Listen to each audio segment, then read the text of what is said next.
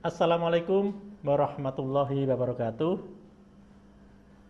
Salam sejahtera buat kita semua. Perkenalkan, nama saya Tarwa Mustofa, Sarjana Pertanian, Magister Agribisnis. Saya merupakan salah satu dosen program studi agroteknologi di Fakultas Pertanian Universitas Islam Kediri. Metode pembelajaran yang saya gunakan yaitu metode pembelajaran direct interaction, yaitu pembelajaran secara langsung yang berpusat pada dosen, di mana penyampaian materi dengan ceramah menggunakan metode atau media PPT atau PowerPoint secara terstruktur dan sistematis. Dimulai dari penjelasan dasar, prinsip-prinsip perbanyakan tanaman, hingga contoh penerapannya dalam kegiatan budidaya tanaman hortikultura. Sedangkan untuk proses penilaian yang saya gunakan dengan memberi kuis, tugas terstruktur, praktikum, review jurnal, ujian tengah semester, ujian akhir semester sesuai dengan kesepakatan pada kontrak kuliah. Teknik budidaya tanaman hortikultura merupakan mata kuliah wajib dengan kode mata kuliah MKBPC 04512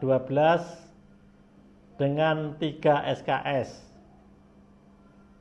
Rinciannya 2 SKS untuk teori dan 1 SKS untuk praktikum, yang terbagi dalam 16 kali pertemuan, di mana pada pertemuan ke-8 adalah ujian tengah semester dan pertemuan ke-16 adalah ujian akhir semester. Setelah mengikuti pembelajaran ini, mahasiswa diharapkan mampu menjelaskan pengertian dan tujuan perbanyakan tanaman, membedakan metode perbanyakan secara generatif dan vegetatif, serta memahami langkah-langkah perbanyakan tanaman. Oleh karena itu, silahkan menyimak penjelasan dengan seksama materi berikut ini. Waalaikumsalam warahmatullahi wabarakatuh. Sebelum perkuliahan dimulai, silakan Belum mengawali surat hari ini, doa mulai.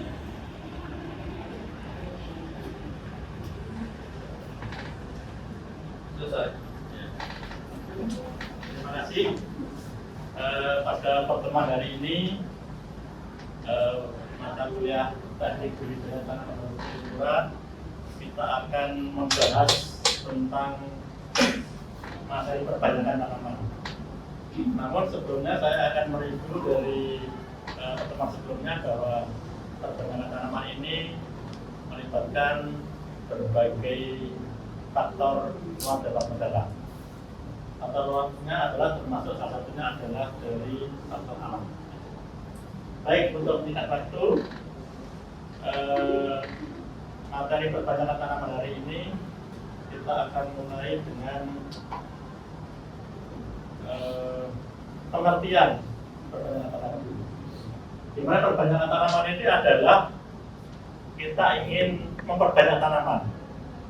Jadi tanaman 1 menjadi 10, atau 1 menjadi 100 dan seterusnya. Makanya definisi daripada perbanyakan tanaman ini adalah bagaimana tanaman itu diperbanyak dengan menggunakan bagian tanaman tertentu. Mungkin bisa dibacakan secara negatif maupun generatif ya. Selanjutnya tujuan dari perbanyakan tanaman ini, tentunya orang memperbanyak tanaman ini banyak maksud dan tujuannya. Mungkin kalau dilihat dari sisi ekonomi, mungkin dari perbanyakan ini adalah digunakan untuk penghasilan atau entrepreneurship, ya, untuk banyak usaha seperti itu. Namun untuk tujuan perbanyakan yang lain ini adalah salah satunya adalah untuk memperoleh bibit dalam jumlah yang lebih banyak dan berkelanjutan. Karena dari tanaman satu ditanam jadi hidup, ditanam lagi, berbanyak lagi, jadi banyak. Nah, di sini perbanyakan tanaman, kalau kita lihat di sini ada perbanyakan, ada 2 jenis ya. Ini ada yang pertama, ya.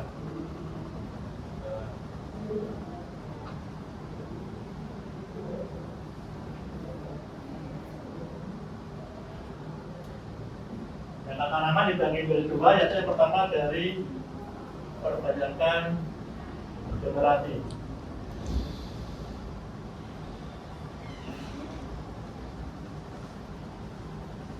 Anda tahu perbanyakan dari generatif dari mana asal-usulnya? Perbanyakannya dari generatif dari biji. Dari biji, ya, ini dari biji. Oke. Karena ini perbanyakan dari biji, otomatis nanti akan mempunyai karakter seperti ini. Ini yang pertama, ini adalah kelebihannya. Sudah dilakukan, kita tinggal nanam aja. Dan kelebihan yang lain ini adalah relatif murah, karena tinggal beli bijinya, tinggal nanam saja. Namun sisi kelemahan ini adalah yang pertama itu kalau kita nanam biji, kita buat induk, itu adalah yang pertama nanti akan terjadi yang namanya gapnya, sehingga kalau kita tanam kadang tidak sama dengan induknya. Kadang dari induknya bisa lebih baik, dari induknya kadang juga lebih kurang baik atau lebih jelek lagi. Seperti itu. Makanya di sini perbanyakan cara generatif ini mutlak diperlukan. Biasanya kalau tanaman buah-buah tahunan itu rata-rata digunakan untuk batang bawah. Nah, ini saya buat tentang perbanyakan ini, saya mencoba membuat definisi daripada ini. Kita berikan satu langkah-langkah kerja. Ini kebetulan saya menyemai sendiri, ini foto saya sendiri. Dan untuk menyemai ini ada 2 cara. Kalau bijinya kecil-kecil, itu biasanya kita pakai tray dulu. Kita tray, habis itu kita ambil, baru kita ke media penelitian. Atau kalau bijinya besar seperti biji apokat itu nggak perlu kita nyemai dalam tray seperti ini, tapi langsung disaran ke polimer. Jadi tujuan daripada perbanyakan dari biji ini adalah bagaimana kita memberikan penanaman tapi tidak terlalu banyak aktivitas atau katakanlah tidak terlalu repot seperti itu. Jadi alternatifnya seperti itu. Cuma kalau kita bandingkan dengan perbanyakan yang lain, perbanyakan ini adalah yang paling mudah dilakukan. Ini biji. Yang kedua, adalah perbanyakan secara perbanyakan secara vegetatif. Nah, perbanyakan vegetatif, ya. Ini adalah perbanyakan berbeda dari biji tadi. Nah, bijinya kalau vegetatif ini adalah perbanyakan hanya mengambil dari bagian-bagian tubuh tanaman. Misalkan itu disebutkan dari batangnya, dari daunnya, dari akarnya, maupun dari yang lainnya. Nah, perbanyakan vegetatif ini tentunya risiko kegagalan atau risiko kematian lebih tinggi dibandingkan dari biji tadi. Namun banyak kelebihan yang mungkin bisa dijelaskan di sini. Salah satunya adalah nanti 100% biji tadinya kan pasti sama dengan induknya. Misalkan buahnya besar, nanti akan besar lagi. 100% akan sama dengan induknya. Nah, vegetatif di sini dalam keilmuan dibagi menjadi dua, yaitu vegetatif perbanyakan, vegetatif alami. Apa perbanyakan ini dikatakan alami? Yang namanya alami kita tidak campur karena di situ dia sudah beranak pinak sendiri, sudah berkembang biak sendiri. Jadi tanpa perlakuan manusia sedikit pun dia sudah melakukan perbanyakan sendiri-sendiri. Nah, di sini ada macam contohnya banyak ya. Di sini ada contohnya adalah ubi lapis. Ubi lapis contohnya bagaimana kalau ditanam dia itu sudah pertumbuhan jadi anak-anak sendiri. Makanya petani nggak perlu membuat bibit, sudah bentuk sendiri. Contohnya, yang kedua adalah ubi batang. Batang ini, ubi batang contohnya ini adalah pada kentang atau ubi jalan itu. Sehingga dia begitu tanam, bijinya tidak bisa membesar batangnya. Yang ketiga, ubi akar. Ubi akar ini adalah akar tapi bisa dimanfaatkan menjadi ubi. Jadi contohnya adalah wortel. Wortel ini kan kalau kita lihat ini ya, wortel biasa. Dia punya akar tapi bisa membesar. Yang keempat adalah rhizome. Kalau rhizome ini adalah contohnya yang paling sering kita lihat ini adalah dari jahe, laos. Ya begitu kita tanam, dia itu sudah beranak sendiri. Sehingga kalau kita mau perbanyak nggak perlu ngapa-ngapain, tinggal motong, ditancapkan aja, nggak perlu campur tanam manusia, sudah beranak banyak sendiri. Terus selanjutnya yang kelima adalah geragi. Geragi di sini yang contoh yang paling gampang ini adalah rumput ginting. Rumput ginting itu dia akan berluas, akan keluar akarnya, induk lagi. Contoh yang biasa kita lihat lain adalah tanaman stroberi. Tanaman stroberi itu tanamannya kan mekar di sini, dia ada sulurnya nanti ketemu tanah atau media dia akan keluar akarnya. Akarnya nanti akan bertumbuh. Gimana mas? Kayak kacang tanah. Nah, kacang tanah itu jadi buah, kalau ini menjadi anakan. Bedanya itu. Kalau kacang tanah kan dia kacang langsung menjadi polong. Tapi kalau stroberi dia keluar sulurnya nanti nempel di media, dia akan keluar akarnya, keluar rumahnya dipotong dia jadi tanaman. Tapi nggak perlu banyak. Contohnya itu. Selanjutnya ini adalah tunas. Tunas itu contohnya adalah apa di situ? Pisang itu kan nggak perlu ngapa-ngapain, dia itu sudah ditanam beranak sendiri. Bahkan kalau dalam budidayanya harus dikurangi, kalau dikurangi kan biasanya anaknya terlalu banyak, sehingga produksinya bisa maksimal. Ini tanpa perlakuan manusia, dia alami dan tidak beranak sendiri. Enggak. Tunas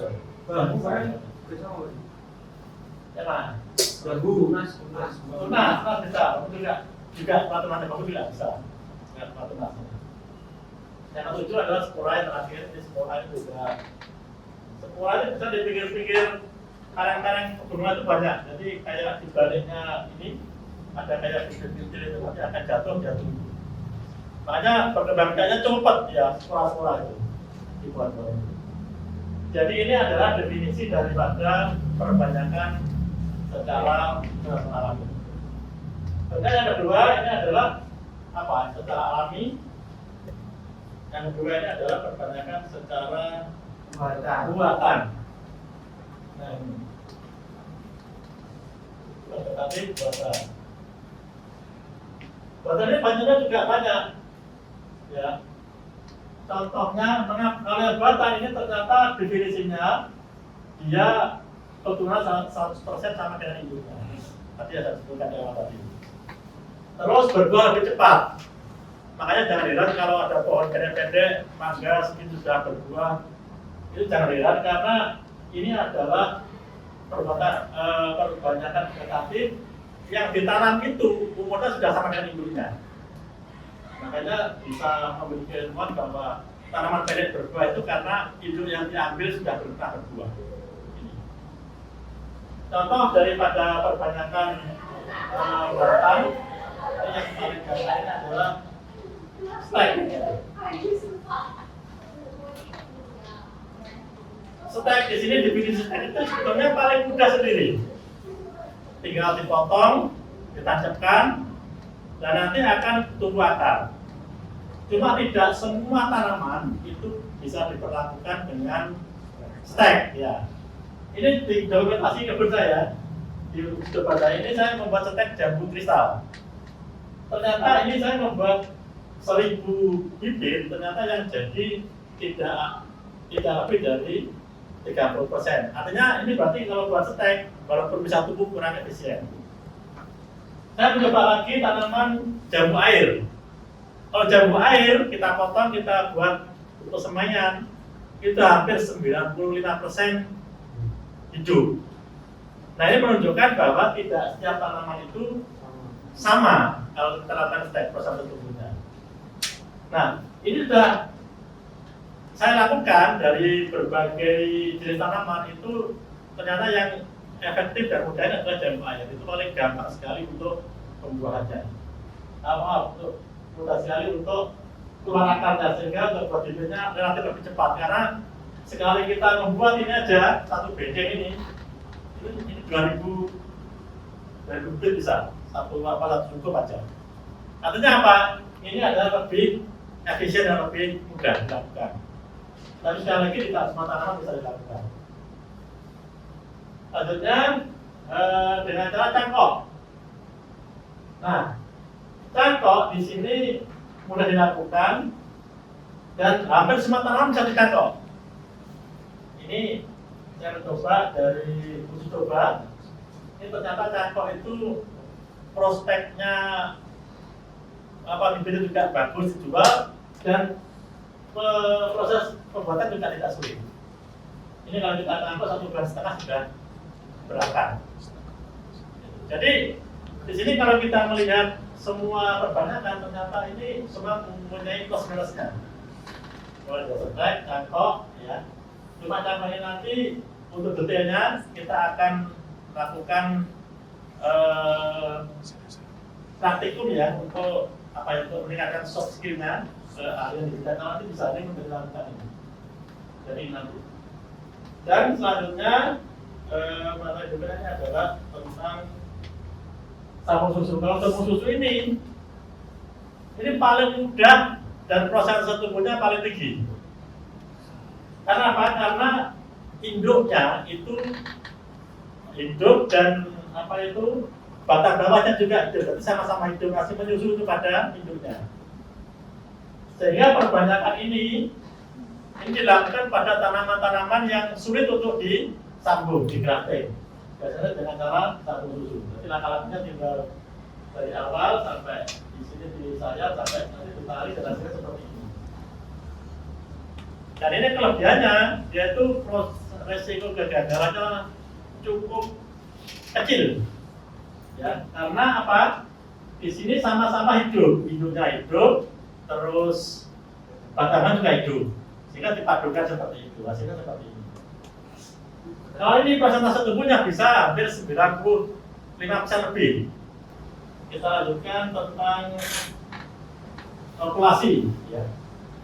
Populasi ini memang paling efektif karena kita hanya mengambil satu mata tunas saja. Jadi misalkan cabang segini itu bisa buat diambil mata tunasnya, bisa menjadi puluhan bibit. Lebih efisien karena tinggal hanya mengambil daripada mata tempelnya saja. Seperti ini satu batang itu tidak percaya ya ini hanya diambil satu mata saja, sehingga lebih efisien untuk mata tunasnya. Tapi risiko kegagalannya cukup tinggi karena ini harus membutuhkan tingkat istilahnya itu skill ya, skillnya harus sering mencoba menyambung. Tapi risiko kematiannya memang agak tinggi dibandingkan yang tadi. Hanya perbanyakannya di sini banyak sekali caranya. Nanti tinggal memilih yang yang cocok itu yang mana? Selanjutnya di sini sambung pucuk atau grafting. Nah, ini yang banyak dilakukan oleh petani, juga dilakukan oleh penanam bibit. Karena apa? Di sini banyak sekali tanaman-tanaman itu yang dicoba pakai metode tempel sulit sambung ternyata gampang. Sehingga ini bisa memberikan jawaban bahwa perbanyakan tanaman itu macamnya banyak, tinggal memilih kira-kira yang sesuai itu yang mana. Jadi tinggal mudah mekanikal seperti ini. Ini syaratnya batangnya harus sangat sehat. Ya. Sangat sehat di sini artinya kalau kita lihat dari sisi posturnya ini paling tidak daunnya rimbun ya seperti itu. Jadi tadi perbanyakan strike, di sini ada jangkok, ada sambung susu, ada okulasi, dan terakhir adalah grafting. Nah, grafting ini saya lagi, ini begitu disambungkan, ini harus disungkup. Ya, untuk teknisnya nanti bisa lebih lanjut ya. Ini sungkup seperti ini biar nanti semua bisa bisa dampak antara batang atasnya yang baru dipotong tadi. Nah, dari mata perbanyakan tanaman ini adalah semua efektif, tergantung jenis komunitasnya apa yang bisa dikembangkan. Misalkan ada tanaman apa yang mungkin cocok untuk dikembangkan, makanya harus uji coba terus ya, bagaimana pengembangan itu bisa yang lebih efisien itu yang mana. Apakah dari setek, jangkok, sambung, itu operasi maupun dari graftingnya ini. Sehingga bisa memberikan satu pilihan yang sangat tepat untuk pengembangan tanaman perbanyakan itu tadi. Oke ya, untuk para mahasiswa ini mungkin dari penjelasan saya ini, dari semua apa yang saya jelaskan, mungkin ada pertanyaan. Silakan ada pertanyaan. Siapa? Siapa? Sini dulu. Mas Bayu, ya Mas Bayu. Yang ingin saya tanyakan itu bagaimana sih Pak prospek dari perbanyakan tanaman hortikultura seperti ini? Apakah menjanjikan atau seperti apa? Oke, pertanyaannya bagus Mas Bayu gini. Perbanyakan tanaman ini asalkan dikelola dengan baik itu prospeknya cukup luar biasa, artinya mempunyai kesempatan untuk menjadi entrepreneur-nya. Hal itu terbukti dari alumni Uniskan di sini saja itu banyak yang dengan bermodal apa itu keahlian ini dia sudah bisa menembang di dunia usahanya. Seperti kemarin di Mas Pristama itu juga alumni Uniskan ini, dia itu hanya ahli nyambung aja, sekarang jadi pengusaha tanaman buah-buah. Oke, ada yang lain pertanyaan? Ini saya Pak. Oh, namanya coba, Mas Sepin ya? Perkenalkan nama saya Sepin, NPM 2026. Jadi Pak, di sini saya mau bertanya, di bagian vegetatif, perbanyakan vegetatif itu kan di bagian vegetatif buatan kan 100% sama dengan hidupnya. Ya. Tapi kalau di alam itu apakah ada kemungkinan tidak sama dengan hidupnya Pak? Gitu. Kemungkinan besarnya apakah ada gitu? Oke, jadi begini, untuk melihat apakah perbanyakan vegetatif itu hasilnya sama dengan hidupnya, itu sudah banyak jurnal, sudah banyak penelitian, dan saya sudah membuktikan sendiri. Perbanyakan lewat vegetatif di sini, baik setek, jangkok, sambung, dan sebagainya, ini dipastikan 100% sama dengan hidupnya. Ini sudah terbukti di lapangan, ada jurnalnya, juga ada penelitiannya.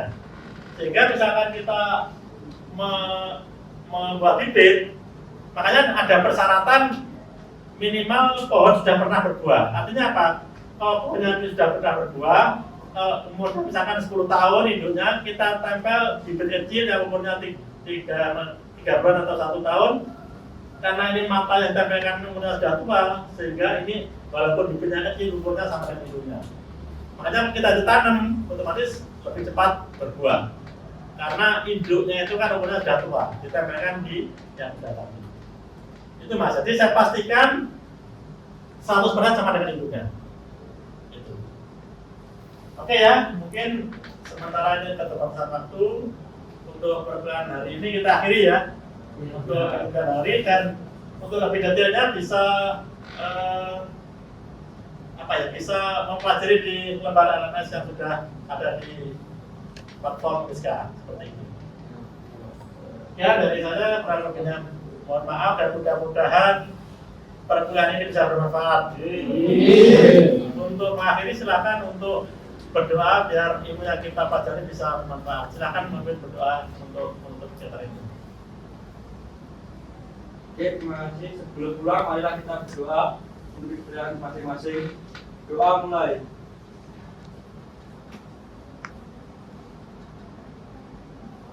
Selesai. Terima kasih. Untuk menambah keilmuan dari teori yang sudah saya sampaikan, hari ini kita akan lanjutkan untuk menambah soft skill atau keterampilan daripada memperbanyak tanaman dengan cara mencangkok ya. Ini beberapa media yang layak untuk jadikan media cangkok. Yang pertama ini adalah tanah subur ya. Terus ini adalah kokopit. Semua mempunyai plus minus ya sendiri-sendiri.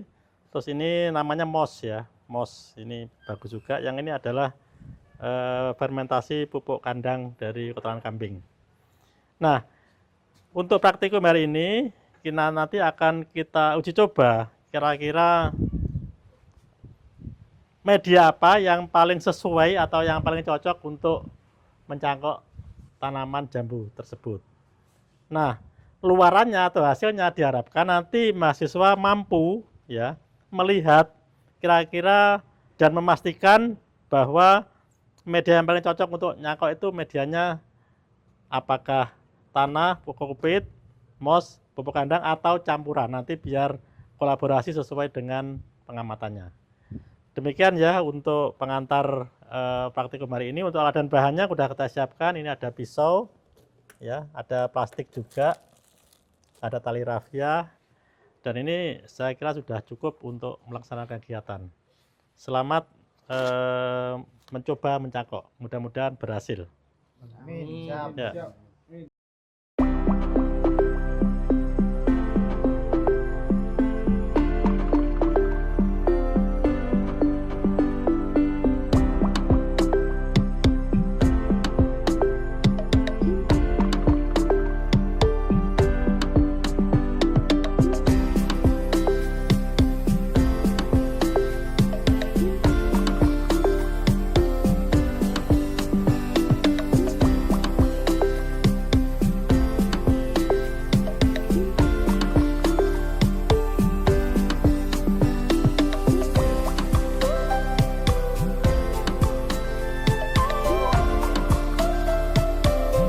Demikian pembelajaran tentang teknik perbanyakan tanaman pada mata kuliah teknik budidaya tanaman hortikultura.